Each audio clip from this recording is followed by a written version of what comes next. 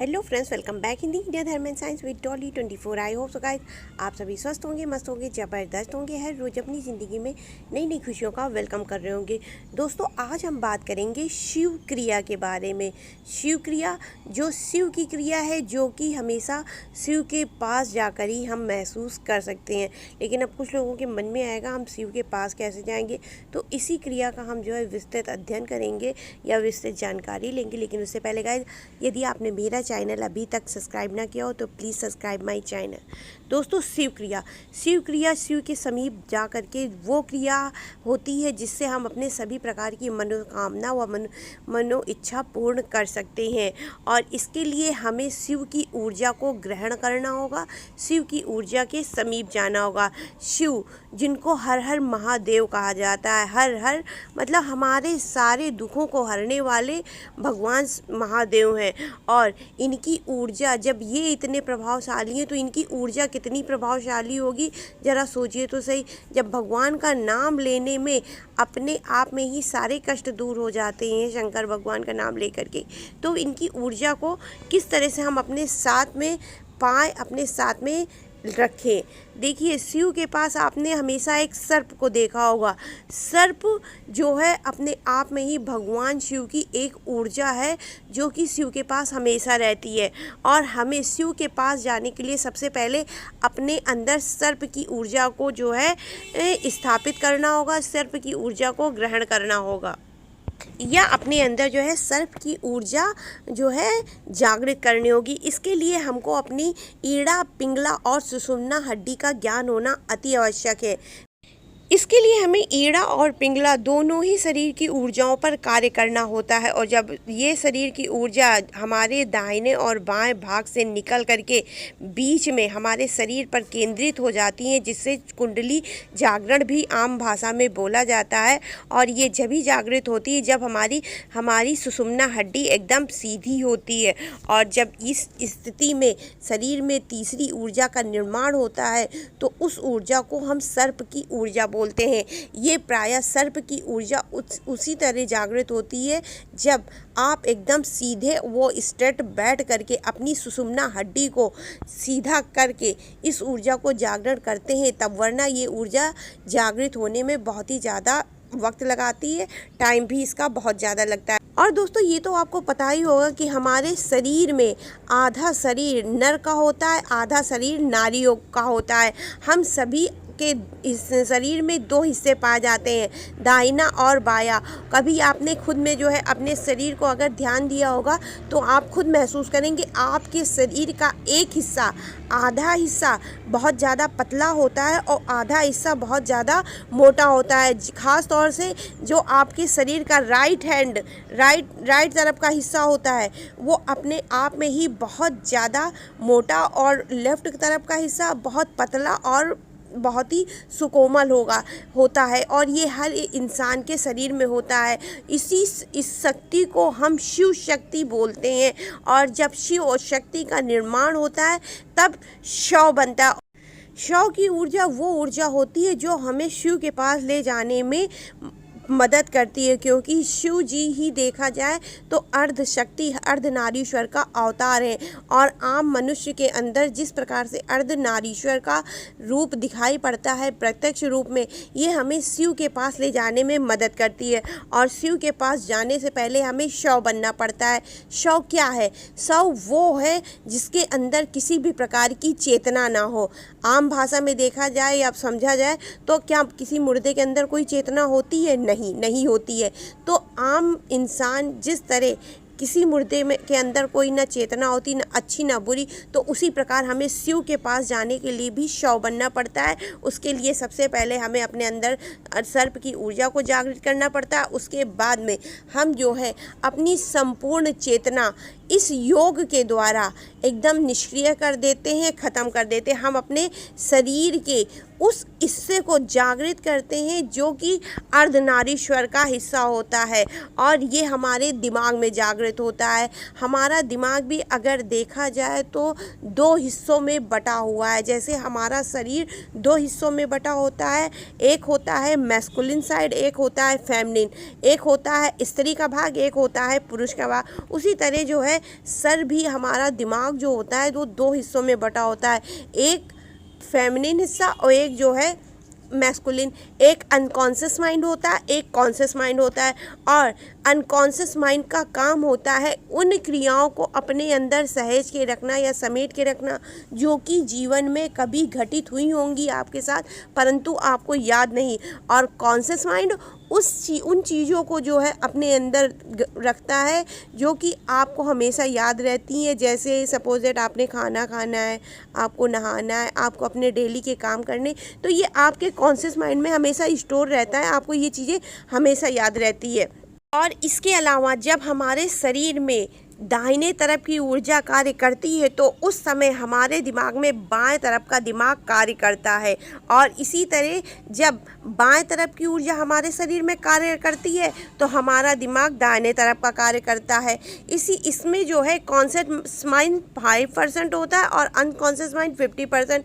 और जब हमारे शरीर की दोनों तरफ की ऊर्जा, मतलब सुषुम्ना हड्डी को जागृत करने वाली ऊर्जा, सुषुम्ना हड्डी के अंदर सर्प की ऊर्जा जागृत करने वाली ऊर्जा, दोनों सामान्य रूप के हमारे सर के अंदर कार्य करती है, तभी हम जो है उन शक्तियों को उन योग क्रियाओं द्वारा अपनी ओर आकर्षित कर लेते हैं या अपनी ओर जो है प्राप्त कर लेते हैं, जिससे हमारी सारी इच्छाएं पूरी हो जाती हैं। और इसको जो है कुंडली जागरण की अवस्था भी बोली जाती है। इसके लिए हमें योग अवस्था में बैठना होता है। इसके अलावा आपको अपने अंदर उन क्रियाओं को हमेशा जागृत करना होता है अपने नाक के सांस के माध्यम से। आप अपने जो है नाक में हाथ लगा करके देखें कि आपकी कौन सी ऊर्जा ज़्यादा चल रही। आपकी जो है राइट, मतलब सीधी तरफ की आपके नाक में सांस तेज चल रही है, या आपकी उल्टी, लेफ्ट या राइट, दाहिना या बायां। और यदि आपके दोनों तरफ की नाक की ऊर्जा समान रूप से चल रही है, आपको हाथ लगने से लग रहा है कि आपकी ऊर्जा समान है, आपके अंदर दोनों तरफ की जो है नाक की ऊर्जा कार्य कर रही है, सांस लेने में आपको आराम मिल रहा है, तो उस समय आप भी अगर अपने अंदर कोई भी इच्छा बोल देंगे ना तो वो भी पूरी हो जाएगी। और यदि आपको लग रहा है नहीं, अभी मेरी जो है शरीर में एक तरफ की ऊर्जा कार्य कर रही, एक तरफ की नहीं, तो आपको उस समय थोड़ा आराम करना चाहिए। थोड़ा शांति से आप अपने दोनों तरफ की ऊर्जा को संचालित करने की कोशिश करें। और यदि आपको लगता है कि आपकी जो है लेफ्ट या राइट किसी एक तरफ की ऊर्जा कार्य कर रही है, तो आप अपने नाक में उंगलियां रख करके, जैसे इस स्क्रीन में दिखाया जा रहा है, वो लड़की किस तरह से अपनी नाक में जो है उंगलियां रख के ऊर्जा को जागृत कर रही, दोनों तरफ की जो है ऊर्जा स्थानांतरित कर रही है, तो उसी तरह से आप अपने अंदर भी उस ऊर्जा को स्थानांतरण कर सकती हैं, जागरण कर सकते हैं। और ऐसा करके अगर आप अपने अंदर ऊर्जा जागरण कर लेती हैं तो उसके बाद में आपको अपनी ज़बान को मोड़ करके अपने ही तालू पर लगा करके, और ऐसा आप उस टाइम तक करेंगे जब तक आपकी ऊर्जा नियंत्रित रहती है। और ऐसा करने के बाद आप ओम की ध्वनि निकालिए अपने मुंह से, ओम ओम, कुछ इस टाइप की ध्वनि निकलेगी। और जब इस टाइप की ध्वनि निकले तो आप 5 मिनट, 10 मिनट, 15 मिनट, 20 मिनट, जितनी टाइम तक का इस तरह की ध्वनि आप निकाल करके आंख बंद करके बैठ सकते हैं, उतनी टाइम तक का बैठे रहिए योग मुद्रा में। और उसके बाद में आप अपनी कोई भी इच्छा, दुनिया की कितनी भी कठिन इच्छा क्यों ना हो, आप उसको बोलिए। आपकी मनोकामना जो आप इंसान के रूप में पाना चाहते हैं इस दुनिया के अंदर, उसको बोलिए। आपकी मनोकामना हर हाल में सिद्ध होगी ही होगी। लेकिन हाँ, इस जो है क्रिया का आपको प्रयोग हर दिन करना होगा। और अगर आप इसको जो है सवेरे मॉर्निंग टाइम में करते हैं तो ये आपको बहुत ही जल्दी पॉजिटिव रिजल्ट देगी और बहुत ही जल्दी आपकी इच्छा आपके सामने प्रकट होकर के चली आएगी। लेकिन इसके लिए आपको सोचना होगा कि जो चीज़ आप चाह रहे हैं वो आपके पास पहले से है। सपोर्ट दे, आप खुशी अच्छी लाइफ जीना चाहते हैं, आप चाहते हैं मेरा परिवार बहुत अच्छा है, तो आप उसको सोचिए कि मेरा परिवार बहुत अच्छा है, बहुत खुश है हमारे। और अगर आप ऐसा नहीं सोच पा रहे हैं, आप हमेशा जो है किसी गिल्टी माइंड में रहते हैं, तो आप जो है उस परिवार को सोचिए जिनका परिवार बहुत खुश है।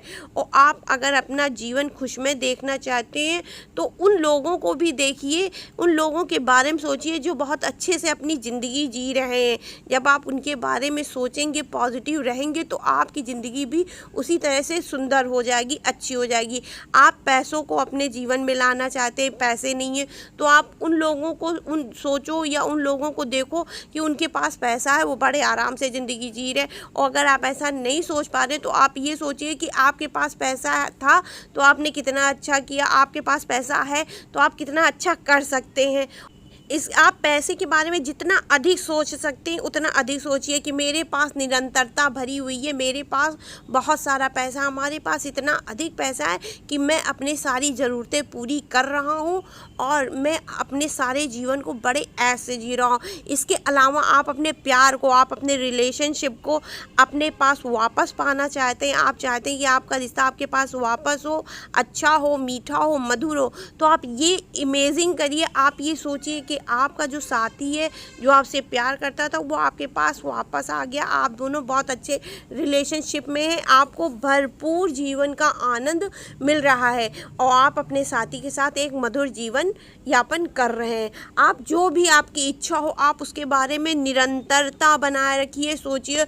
और ऐसा जब आप करेंगे लगातार प्रतिदिन मॉर्निंग टाइम में, तो आपके अंदर वो इच्छाएं जो नहीं पूरी हो रही हैं वो भी प्रकृति आपको पूरा करके आपको अपने हाथ से एक उपहार स्वरूप देगी। और इसी क्रिया को बोलते हैं शिव क्रिया। तो आई होप सो गाइज, मैंने जो आपको शिव क्रिया बताई वो आपको समझ में आई होगी। और अगर नहीं समझ में आई हो तो प्लीज़ कमेंट करके आप मुझे बताइए, मैं आपको दोबारा से इस पर वीडियो बना करके दूंगी। और भी सरल भाषा में, मैं जितनी सरल भाषा में बना सकती थी मैंने बनाया। और इसमें सबसे ज़्यादा आपको अपनी ऊर्जा पे ध्यान देना होता। यदि आप अपनी राइट आपकी ऊर्जा चल रही है तो आप समझ जाइए उस समय आपका लेफ्ट साइड का माइंड वर्क कर रहा है, काम कर रहा। मतलब अगर सिद्धि नाक की सांस तेज है तो आपका उल्टे तरफ का दिमाग काम कर रहा है, और अगर आपका जो है उल्टे तरफ की नाक में सांस तेज है तो आपका सीधे तरफ का दिमाग काम कर रहा है। और अनकॉन्शियस माइंड हमारे जो है लेफ्ट साइड होता है। तो कोशिश करिए आप अपनी दोनों तरफ की नाक की ऊर्जा नियंत्रित करें और उसके बाद में आप जो है कोई भी अपनी इच्छा बोलें, वो आपकी इच्छा ज़रूर से ज़रूर पूरी होगी। और इसी ऊर्जा को कुंडली जागरण की ऊर्जा भी कहा जाता है और ये अपने आप में बहुत चमत्कारी ऊर्जा है। जो लोग भी योग के रेगुलर मतलब करने वाले हैं या योग करना पसंद करते हैं उनको ये ऊर्जा के बारे में अच्छी भली भांति प्रकार ज्ञान होगा। तो आई होप सो गाइस मेरी दी हुई जानकारी आपको पसंद आई होगी। पसंद आई हो तो please like share and subscribe my channel. Radhe Radhe guys.